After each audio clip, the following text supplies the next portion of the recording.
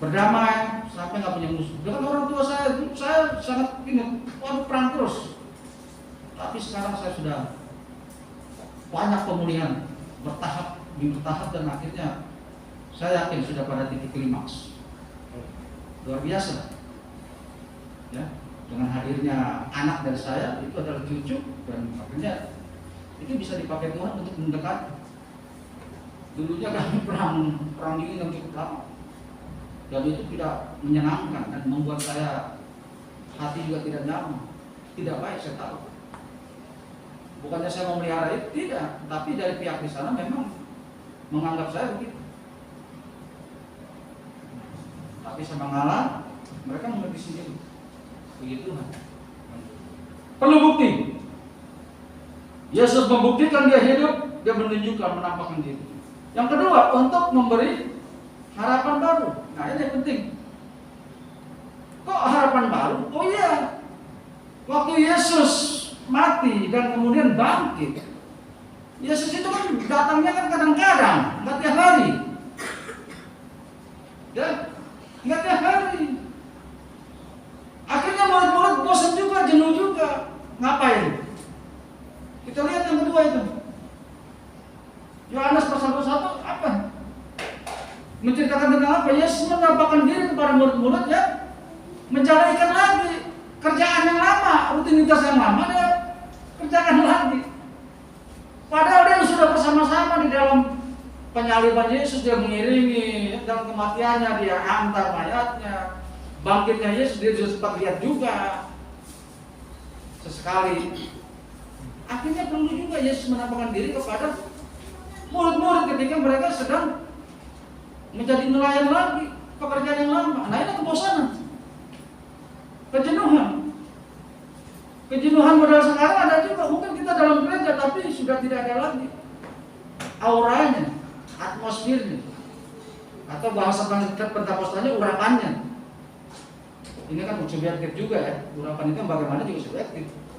Bisa diciptakan sekarang dengan psikologi, bisa ya, bikin orang nangis. Oh haleluya, saya merasakan Tuhan hadir di sini. Padahal dia ngarang, bisa begitu kan, bisa. Tapi ada juga yang sungguh-sungguh. Ya, urapan itu orang bilang kalau urapan nanti habis selesai itu orang nangis-nangis, itu urapan. Itu nangis kan banyak, ada nangis utang, ya. Banyak nangis masalah. Nangis bertobat bagus, itu pasti urapan, nggak mungkin enggak. Itu bukan iblis, bukan sentuhan psikologis, enggak. Tapi ada juga nangis yang lain-lain gitu ya. Jadi nggak harus nangis, nggak juga. Saya khotbah jarang bikin orang nangis begitu. Dulu ya, waktu baru-baru pelayanan, masih pemula, ya saya harus pokoknya selesai khotbah, lagu yang aku menyentuh, terus orang harus nangis gitu. Kalau nggak nangis, belum sukses rasanya khotbah itu. Oh enggak.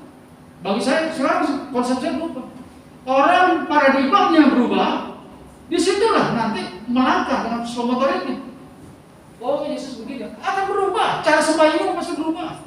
Cara sembahyangmu pasti berubah. Percayalah sama saya. Tapi betul-betul dihayati, direnungkan, diimani, pasti berubah. Dengan perilaku sembahyang kita pasti berubah. Cara memanggil Tuhan pun nanti berubah.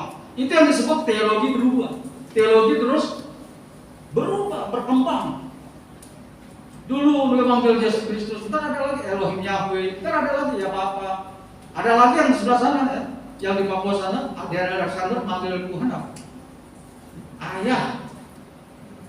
Iya, itu pengalaman pribadi, penghayatan pribadi mengenai Tuhan dengan keberadaannya. Dipanggil ayah. Ya, murid-muridnya jadi ikut-ikutan juga panggil ayah, baru bertobat. Belum juga ada dimensinya dia pribadi. Muridnya ada teman saya Timotius baru bertobat ya, perang sangir tahu sendiri kan. Dia berdoa, doa makan, dia panggil ayah. Jadi teman-teman yang lain pada ketawa, itu maksud Tuhan, ayah lu bikin si bapak. Ayah, terus yang sini nyeletuk, ya anakku.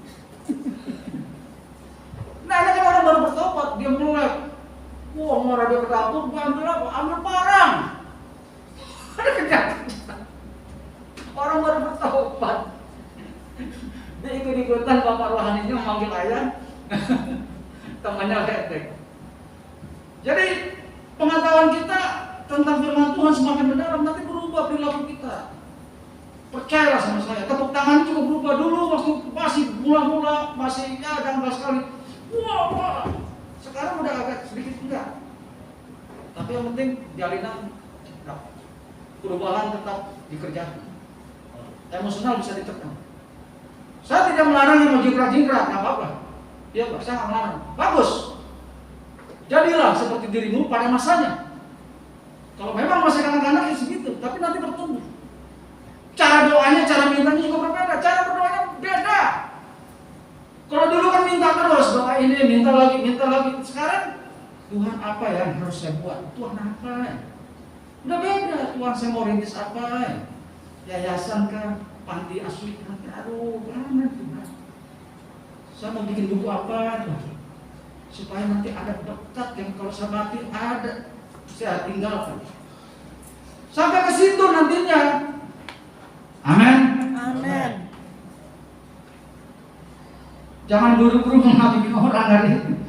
Pak Supri nanti lihat, ya kita nggak tahu. Nanti jangan-jangan kita tertinggal, dia lebih terdahulu. Bisa jadi, kan belum selesai hidup ini. Kita tunggu 10 tahun, 20 tahun akan datang nggak tahu. Wah, dia jadi gembala di Jasingan sana, Bogor. Bisa jadi melalui satu peristiwa yang sangat dramatis, bisa jadi. Bisa jadi, banyak yang begitu, banyak. Yang dulu orang angkat enteng, ya angkat gulung-gulung kabel. Ya. Kita belum tahu nanti bagaimana Johan nanti jadi gembala sidang di kampung sana. Dia punya bakat jadi gembala sidang, punya bakat. Amin. Punya karisma. Orang Adam duduk di samping dia. Adam, iya, itu natural kan, nggak dibuat-buat. Ini luar biasa nih. Makanya ntar saya tunggu kajian ya, amplop gampang. Iya, saya suka melihat dia tuh saya terbayang amplop, tapi nggak gimana? Hati dong tergerak tapi kantongnya belum siap.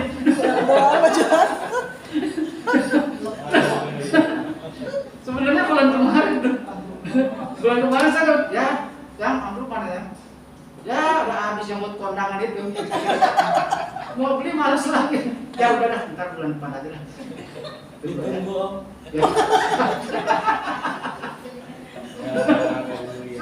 Betul, saya serap banget dengan Johan saat ini.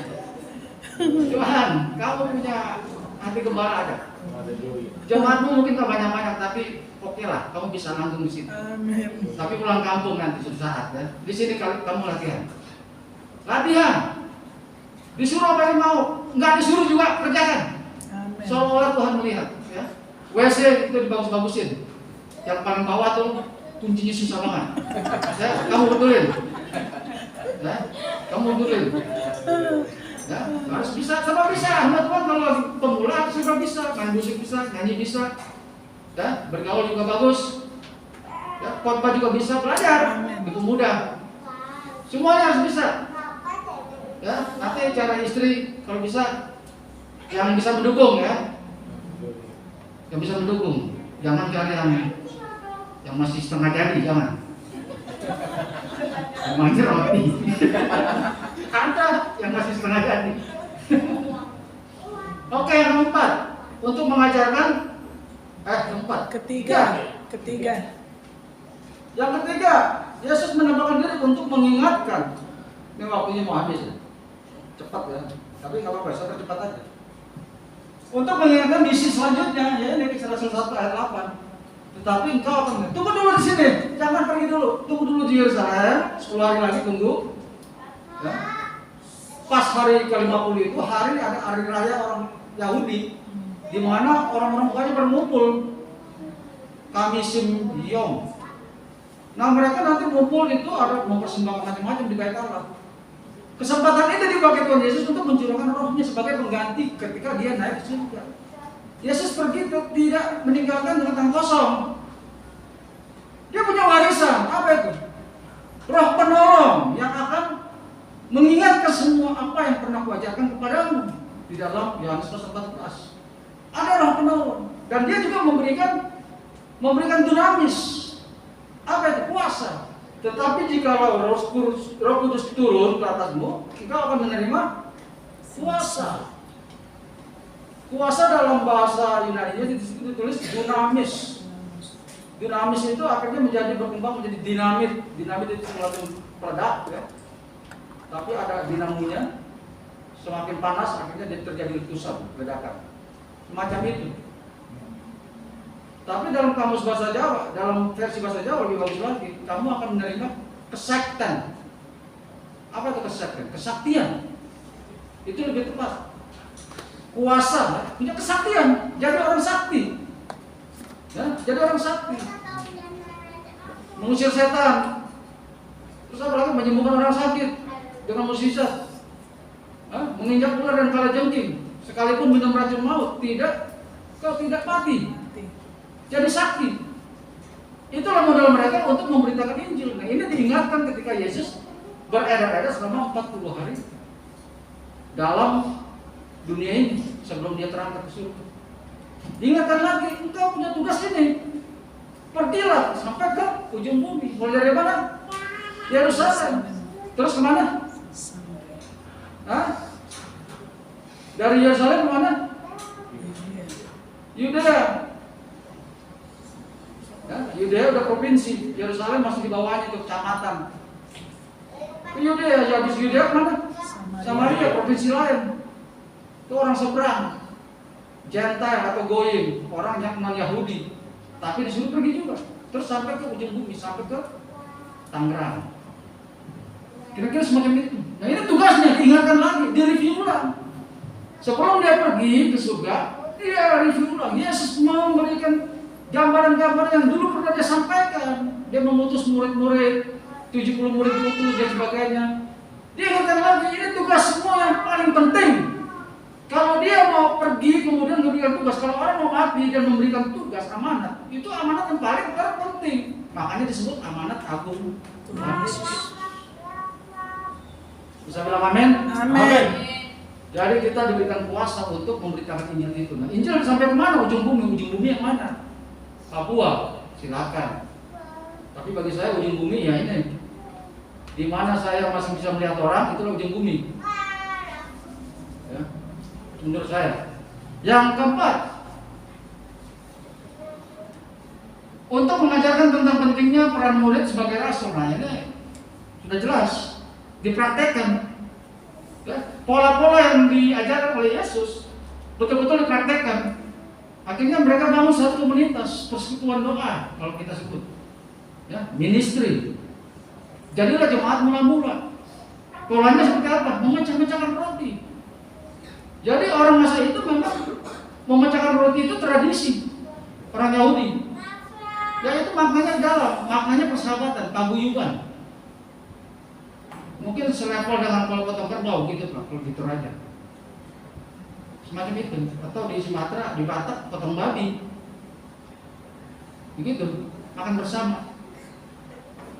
Ada doa mereka, doa yang serentak mereka hafal sekali.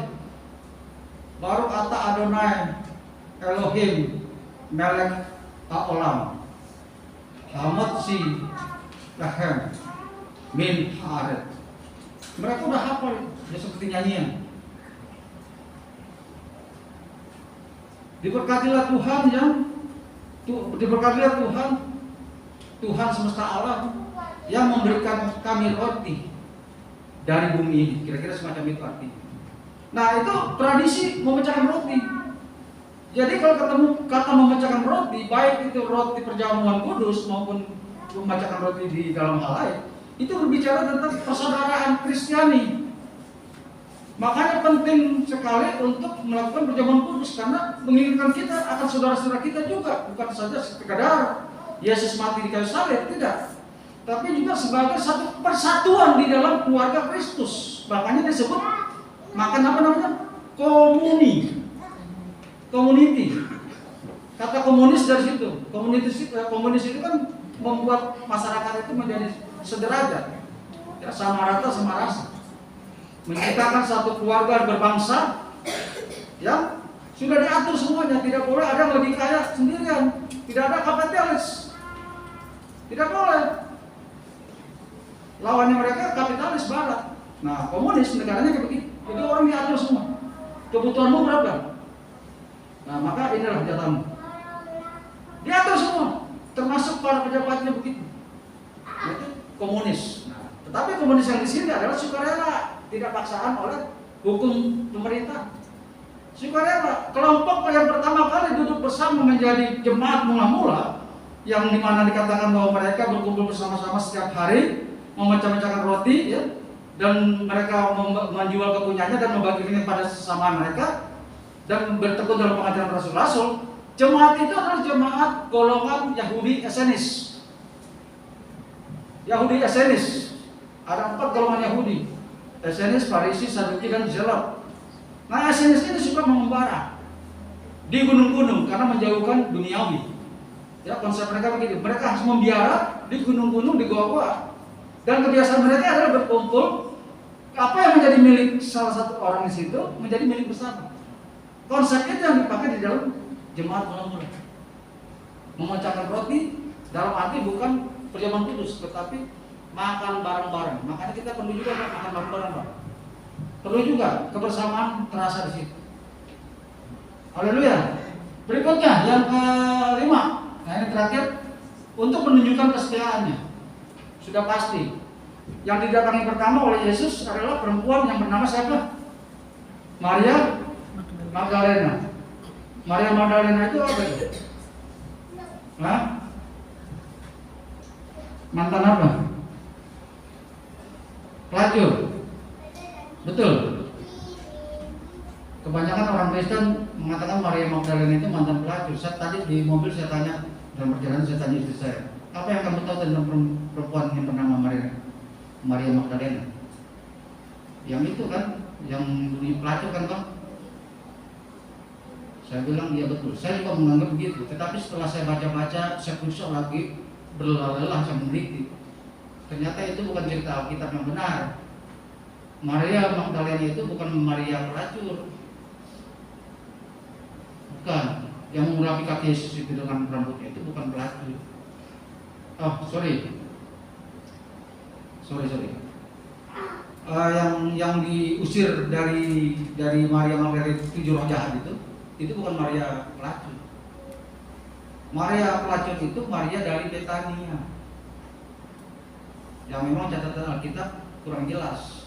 Dari Betania itu yang pelacur. Nah, kalau Maria Magdalena dijadikan sebagai Maria yang sebagai pelacur adalah tradisi gereja-gereja permulaan dulu Katolik memasukkan kisah itu menjadi bagian dari kisah Alkitab. Padahal itu dalam khotbah mereka mengatakan itu. Padahal itu tidak Alkitabiah. Yang jelas Maria Magdalena bukan mantan pelacur. Nah, Tuhan datangi orang ini. Kok perempuan yang pertama kali dijumpai ketika Yesus bangkit menampakkan diri kepada perempuan itu apa? Pada masa itu masa patriark. Tahu patriark orang Yahudi itu konsepnya bahwa laki-laki itu lebih tinggi derajatnya. Toh tetapi tidak. Yesus pertama bangkit, kesan pertamanya diberikan kepada Maria Magdalena, seorang wanita. Di sini memberikan kesan dan pesan bahwa Tuhan memperhatikan perempuan yang tidak disetarakan, yang tidak disetarakan oleh orang-orang Yahudi, karena hukumnya hukum patriark, bukan matriark, bukan matrilineal, tetapi patrilineal, hukum dari garis laki-laki, ya pakai marga dan seterusnya. Perempuan bahkan tidak dapat hak untuk warisan, laki-laki. Nah, ini Yesus ingin menggugah, ya, melalui kisah ini Yesus ingin menggugah bahwa perempuan juga ada dipedulikan oleh Yesus sederajat, bahkan diangkat harkatnya. Dan ingat, Yesus menunjukkan kesetiaannya kepada Maria Magdalena karena kenapa? Maria Magdalena sudah menunjukkan kesetiaannya juga. Sudah menunjukkan kesetiaannya juga. Dari mulai Yesus melayani berkeliling kota, desa-desa, Maria ikut sebagai donatur. Kemudian saat penyaliban, Maria ada di situ. Saat Yesus dimakamkan, Maria ada di situ. Sampai Yesus bangkit pun, Maria ada lagi. Dan Yesus seolah-olah temukan di situ. Makanya sering ada gosip. Ya, film-film barat yang bikin judul Yesus bercinta dengan Maria Magdalena. Tetapi Yesus ingin membuktikan orang yang begitu setia itu dia utamakan. Tetapi yang tidak setia juga Yesus kunjungi. Siapa namanya? Simon Petrus. Dia menyangkal 3 kali, dikunjungi juga. Yesus ingin memberikan satu konsep kesetiaan yang murni, yaitu ketika engkau tidak setia, aku tetap setia. Luar biasa. Kita sering tidak setia, tapi Allah tetap setia. Karena itu tidak setialah kita. Amin. Salah. Gimana coba ulang? Karena Allah kita tetap setia walaupun kita karena Allah kita tetap setia walaupun kita tidak setia, maka marilah kita tidak setia. Amin. Salah. Tetap kita berjuang untuk setia. Allah yang konsekuen dengan dirinya, dia berjanji bahwa dia tetap akan setia, maka dia tetap setia. Tetapi pada tingkat tertentu Tuhan punya panjang sabar, tetapi ada tahap tertentu di mana orang akan dipukul juga oleh Tuhan. Oke? Amin. Nah, yang terakhir, buka satu ayat yang bagus sekali. Yang ada tadi di ayat yang tadi, kemarin yang ini penutupnya, yang pasal 24 tadi Lukas, ada kata sukacita di situ. Ayat, nah ini dia. Mereka sujud dan menyembah kepadanya, lalu mereka pulang ke Yerusalem dengan sangat sukacita, sangat bersukacita. Waktu itu dia naik ke surga. Waktu Yesus terangkat ke surga, ya, terbang, kemudian menghilang, bukan menghilang sebetulnya, mengecil karena saking jauhnya jadi kelihatan hilang. Kemana jauhnya itu kita nggak tahu. Nah lalu mereka menyembah, luar biasa ditakjub. Kemudian mereka pulang dengan sukacita. Nah, ini sukacita dari mana nih? Kenapa mereka bersukacita? Siapa yang tahu jawabannya? Ada yang tahu nggak? Apa yang membuat mereka bersukacita? Terakhir, Kisah Rasul 1 ayat 11. Kisah Rasul 1 ayat 11.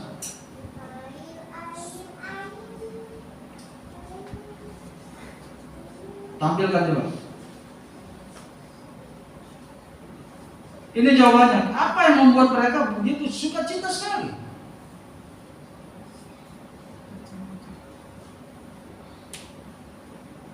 Ayo bro. Kisah Rasul 1 ayat 11. Dibaca aja. Saya baca apa ya? Oh ya, silakan Pak. Dan berkata kepada mereka, hai orang-orang Galilea, mengapakah kamu berdiri melihat ke langit? Yesus ini yang terangkat ke sorga, meninggalkan kamu, akan datang kembali dengan cara yang sama seperti kamu melihat dia naik ke surga. Amin. Ini jawabannya. Mereka sangat bersukacita. Rupanya pada saat mereka melongok Yesus terbang ke angkasa, ada suara yang berbicara, hei kenapa kau bingung orang-orang Galilea? Mengapa kamu berdiri melihat ke langit? Yesus ini terangkat ke surga, meninggalkan kamu, akan datang kembali dengan cara yang sama seperti kamu melihat dia naik ke surga. Dia akan datang kembali. Amin. Amin. Dia akan datang kembali. Dan sejak saat itu dikatakan di ayat lanjutannya, murid-murid, semua orang-orang percaya, mereka menunggu kedatangan Yesus yang kedua kali. Jadi sudah lama Yesus itu dinantikan. Sampai hari ini belum datang-datang juga, tapi kita tetap berharap menantikan dia. Amin. Sampai dia wujudkan janjinya itu. Haleluya. Amin. Amin. Mari kita berdoa. Tuhan,